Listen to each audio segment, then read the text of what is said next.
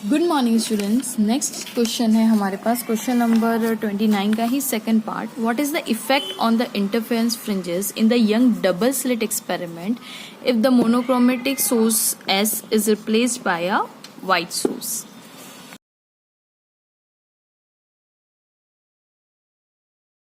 Very good morning students. तो जैसा कि आपने देखा कि यहाँ पे अगर सेंट्रल ब्राइट फ्रिंज है जो कि व्हाइट कलर की है, तो उसके आगे पीछे आपको ऐसे पैटर्न दिखेंगे, आपको डार्कनेस नहीं दिखाई दे रही है। ठीक है, तो क्वेश्चन अराइजेस कि सेंट्रल ब्राइट फ्रिंज के जस्ट, वैसे इसमें नहीं पूछा बोर्ड में, लेकिन दिस इज एक्स्ट्रा पार्ट जो मैं आपको समझा रही हूँ कि सेंट्रल तो आपका व्हाइट ही बनेगा, लेकिन उसके बाद आप ये लिख सकते हैं पेपर में कि we will get a colourful bands, that's it. आपको ये बताने की जरूरत नहीं है कि बोर्ड में कि ये कलर यहाँ पे बनेंगे, नहीं।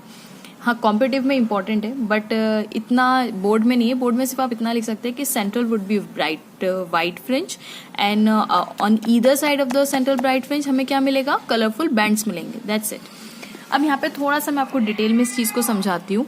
देखिए, ये जो सेंट्रल ब्राइट फ्रिंज है ये कहाँ से आ रही है, मेरी स्लिट 1 है, स्लिट 2 है, और of course it is illuminated with the white light. ये देखिए, ये illuminated with the white light. ठीक है, अब यहाँ से आप जो पेंसिल से ये देख रहे हैं, ये वाली, ये और ये यहाँ पे, तो आप देख सकते हैं कि ये दोनों जब यहाँ पे मीट कर रही है तो they don't have any path difference.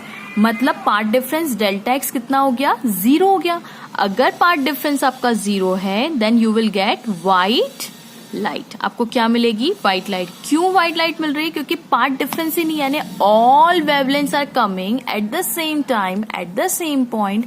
तो जब आपकी आंखों को क्या दिखेगा कि जब सारे के सारे आपके आंख के यहाँ पे मिल रहे हैं, नो पार्ट डिफरेंस, तो all wavelength at a point जब मर्ज होती है तो उनका कलर क्या दिखता है हमें, व्हाइट। हमारी नेकेड आंखों को क्या दिखता है, वो व्हाइट दिखता है ना, जब सारे कंपोनेंट्स मिल जाते हैं।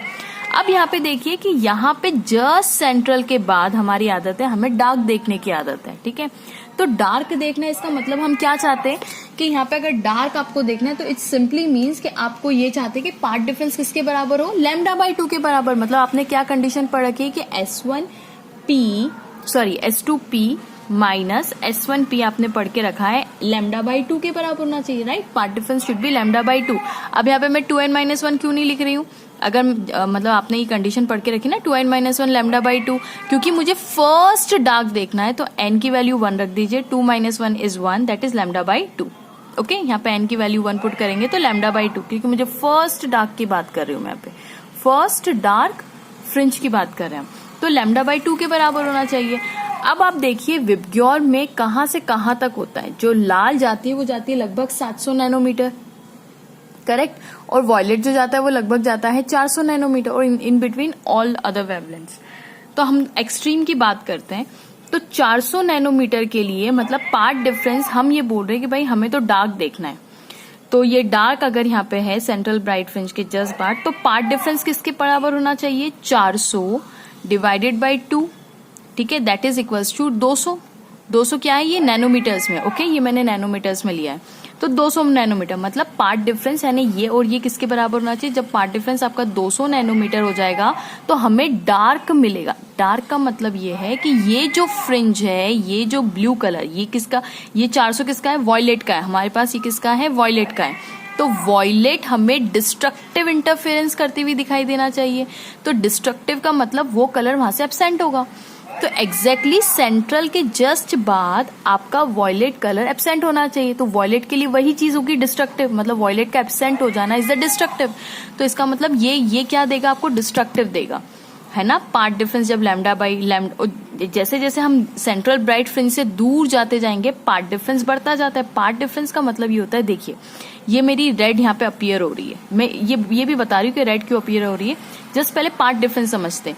देखिए ये आपको ये 2 रेड लाइन दिख रही होंगी, तो गौर से देखिए, इसमें से जब ये चली यहाँ पे चली, तो पार्ट डिफरेंस का मतलब ये है कि अब ये लाइन इसमें और इसमें देखिए कि सेम जा रही है, इसके बाद ये दोनों सेम डिफरेंस ट्रेवल कर रही है।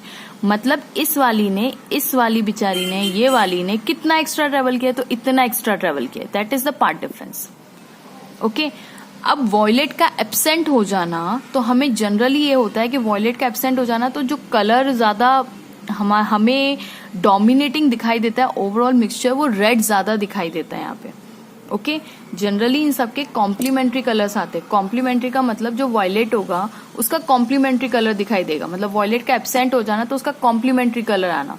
इंडिगो एब्सेंट हो जाएगा, यहाँ पे जस्ट उसके नेक्स्ट क्या होता है, अभी वॉयलेट गायब हुआ, फिर जस्ट आप थोड़ी सी ऊपर जाएंगे तो पार्ट डिफरेंस बढ़ेगा, और जैसे जैसे जैसे जैसे पार्ट डिफरेंस बढ़ता जाएगा तो वेवलेंथ क्योंकि अलग अलग है तो हमें अलग अलग कलर्स दिखाई देने चाहिए यहाँ पे।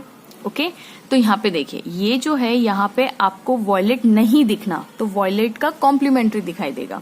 तो ओवरऑल जो इफेक्ट आता है ना वो रेड का बहुत ज्यादा आता है, तो इसीलिए जनरली सेंट्रल ब्राइट फ्रिंज के जस्ट पास रेड बनती है। देखिए इसका पार्ट डिफरेंस, यानी ये जो पार्ट डिफरेंस मैं बता रही हूँ, अगर ये 200 नैनोमीटर के बराबर हो गया तो वो वाली कलर वहां से एब्सेंट हो जाएगा, तो वॉयलेट का एब्सेंट हो जाता है। अब गौर से देखिए ये मैंने लास्ट बनाई यहाँ पे, ये बीच में 7 तो बना दिए। अब मैंने क्या बोला, जैसे जैसे पार्ट डिफरेंस बढ़ता जाएगा, तो देखिए पार्ट डिफरेंस बढ़ना मतलब ये लास्ट वाली देखिए P2 पे जो जा रही है, देखिए इसका पार्ट डिफरेंस कितना सारा है, ये देखिए ये इसका पार्ट डिफरेंस कितना सारा है। ठीक है, तो ये जैसे जैसे यही मैं समझा रही हूँ, जैसे जैसे बढ़ता जाएगा तो पार्ट डिफरेंस। अब देखिए इसके बाद आप हाथ रखिए तो ऐसा लगेगा ये दोनों रे सेम टाइम पे यहाँ पे पहुंची है, लेकिन इस रे ने इतना डिस्टेंस, ये जो डिस्टेंस आप देख रहे हैं इतना डिस्टेंस एक्स्ट्रा ट्रेवल किया है, तो उसी को हम पार्ट डिफरेंस बोलते हैं। तो जब बढ़ते बढ़ते बढ़ते बढ़ते पार्ट डिफरेंस किसके बराबर हो जाएगा, मतलब S2P, ये मैंने यहाँ पे P2 नाम दिया है, S2P2 माइनस S1P2 अगर हम करें तो λ/2 के बराबर होना चाहिए। क्यों λ/2 के ही बराबर है, क्योंकि यहां से यहां तक आपको डार्क दिखाई देना था, लेकिन अब यहाँ पे डार्क की जगह आपको कलर्स दिखाई दे रहे हैं। ठीक है, तो λ/n की वैल्यू अभी भी 1 रहेगी, तो लैम्डा की वैल्यू अब हम 700 के लिए रख के देखते हैं। 700 divided by 2 that is 350 nanometre. मतलब पार्ट यहाँ पे आते आते आपको रेड क्या होना चाहिए, ये रेड की कंडीशन है, तो रेड का डिस्ट्रक्टिव इंटरफेरेंस होना चाहिए। तो रेड डिस्ट्रक्टिव मतलब इसको गायब हो जाना चाहिए। तो जब ये गायब होता है तो ओवरऑल जो इफेक्ट है वो ये इन तीनों का मिला के आता है, तो लगभग ब्लू जैसा कुछ दिखाई देता है वहां पे। ओके, तो ये सेम चीज ये सेंट्रल ब्राइट फ्रिंज के आपको नीचे भी दिखाई देगी। ओके, सो आंसर इज कि सेंट्रल ब्राइट फ्रिंज के जस्ट बाद आपको रेड दिखाई देगा। क्यों दिखाई दे रहा है आपको रेड, बिकॉज कि सबसे सेंट्रल ब्राइट फ्रिंज के बाद हम देखना चाहते थे डार्क, तो हमने बोला डार्क की कंडीशन तो भाई ये होनी चाहिए, और क्योंकि इन सातों कलर की वेवलेंथ अलग अलग है, 400 से 700 नैनोमीटर है, तो ऑफकोर्स इन सबका डिस्ट्रक्टिव इंटरफेरेंस क्योंकि लैम्डा पे डिपेंड करता है और इन सबका लैम्डा डिफरेंट है, तो सबका डिस्ट्रक्टिव इंटरफेरेंस मतलब बारी बारी से लोग एक एक करके गायब होंगे, राइट, एक एक करके बारी बारी से गायब होंगे। तो सबसे पहले जिसका डिस्ट्रक्टिव इंटरफेरेंस होगा वो होगा वॉयलेट, सबसे पहले वॉयलेट का होगा, तो वॉयलेट गायब दिखेगा तो उसकी जगह हमें ओवरऑल इफेक्ट रेडिश का आता है, रेड कलर का समथिंग आता है, तो रेड दिखाई देगा।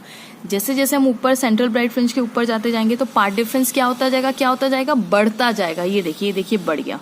और अगर मैं ऊपर कर दूं और अगर मैं यहाँ पे और ऊपर यहाँ पे ले जाऊं तो आप सोचिए कि इतना पार्ट डिफरेंस और बढ़ जाएगा। तो जैसे जैसे पार्ट डिफरेंस इसका मतलब है बढ़ता जाएगा, तो आपको पार्ट डिफरेंस अब आ गया आपका 700, क्योंकि वेवलेंथ बढ़ेगी तो पार्ट डिफरेंस देखिए ये पार्ट डिफरेंस के बराबर है, तो वेवलेंथ बढ़ी तो पार्ट डिफरेंस भी बढ़ेगा। तो यहाँ पे आपको रेड दिखाई नहीं देगा क्योंकि हम डिस्ट्रक्टिव की बात कर रहे हैं, तो रेड गायब हो जाएगा। डिस्ट्रक्टिव इंटरफेरेंस किसका होगा अब यहाँ पे, रेड का, तो रेड गायब, तो रेड की जगह आपको ओवरऑल इसका इफेक्ट दिखाई देता है। तो hence you will get a colourful bands on either side of the central fringe. अब आपको मैं इसमें एक और चीज दिखाती हूँ कि अगर आपने इसी चीज को ग्रेटिंग के साथ किया तो आपको क्या इफेक्ट दिखाई देगा।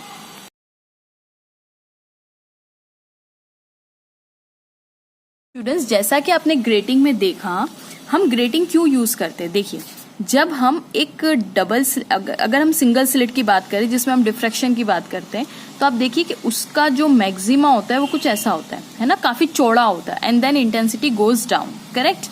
लेकिन फिर हम क्या करते हैं, डबल स्लिट यूज कर लेते हैं। डबल स्लिट का फायदा क्या है कि इंटेंसिटी शार्प मिलती है, बैंड्स जो होते हैं वो थोड़े से शार्प मिलते हैं।